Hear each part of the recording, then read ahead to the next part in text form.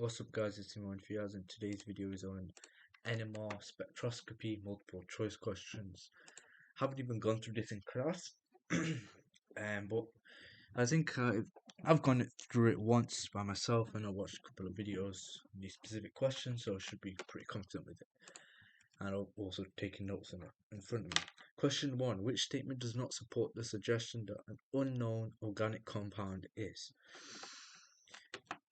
Its 1H NMR spectrum has 3 peaks with integration ratio of 233. Now, if we look at this, so the integration ratio. So what we're trying to find is the number of hydrogens in each environment for part A, right? That's what it's saying. And if we look at that, more of hydrogens in each environment, we've got 3 here, we've got 2 here, we've got 3 here. Therefore, it does have a 2 to 3 to 3 integration ratio. We should put the 3 instead of 3 to 3 is 2 to 3. Same thing though, because the number of hydrogens in each environment is 2, 3, 3. Integration ratio. Part B, its 13C NMR spectrum has 3 peaks. No, it doesn't. It has 4 let me remove this. It has 4 carbon environments.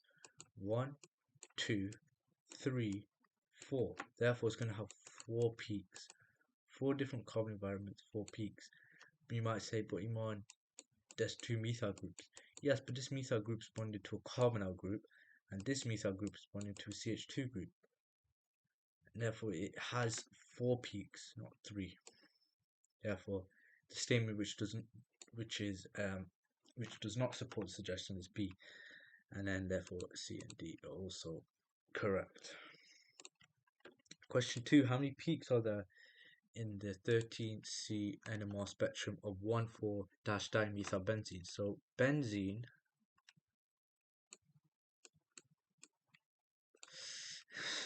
okay, that's not how I wanted to do it.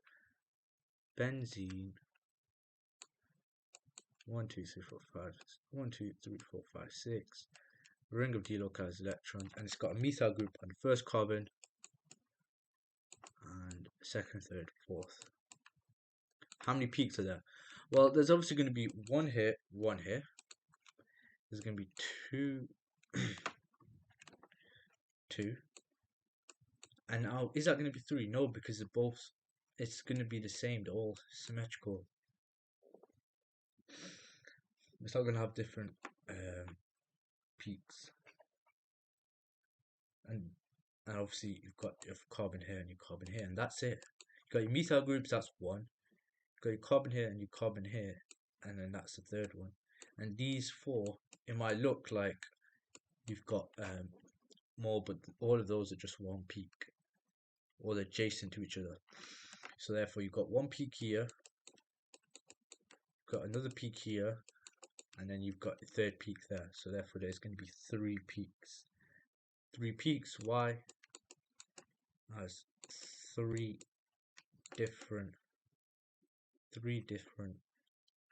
environments.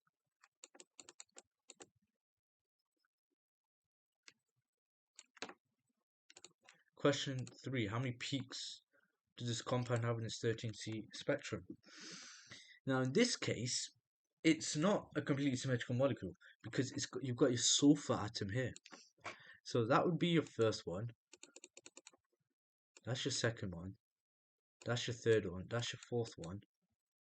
But Iman, isn't this the same as this? Some may say, but no, because this one is adjacent to a sulfur atom, and this one is just adjacent to the carbon. It's not adjacent to a sulfur atom, so that's fine. That's fine as well. That's 6. That's 7. 1, 2, 3, 4, 5, 6, 7. That's 8. Well, you should have started 1, 2, 3, 4, 5, 6, 7, 8. But yeah, you should get the answer as 8 peaks. Reason being, 8 different, very key, 8 different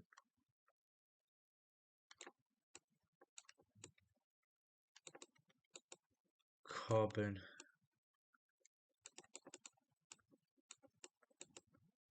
environments. 8 different peaks. How many 8 peaks is 8 different carbon environments? And the question 4, which amine has only 3 peaks in its proton NMR spectrum? So first thing that you should probably do is draw them out. Methylamine, got a methyl group. Your NH2. Then you've got trimethylamine. You've got your nitrogen and 3 methyl groups.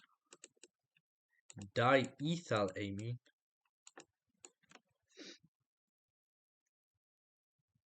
Diethyl. So you're gonna have 2 ethyl groups on your amine. So you're gonna have NH in the middle, and then you're gonna have your CH2, CH3. Diethyl. That's 1 ethyl, and then your second ethyl group here on the right hand side. And then you've got propylamine, just got propyl group, bond to your NH2. And I probably wouldn't do this on the exam paper. I'd put my hand up, ask for some lined paper, blank piece of paper, and then just draw out the structures here. So which one only has 3 peaks? Well, if you look at a methylamine, that's got 2 peaks, not 3. So if I copy that, if I look at trimethylamine, well, trimethylamine, it might look like it has 3 peaks because 1, 2 here. It's only got 1 peak. Reason being that 3 methyl groups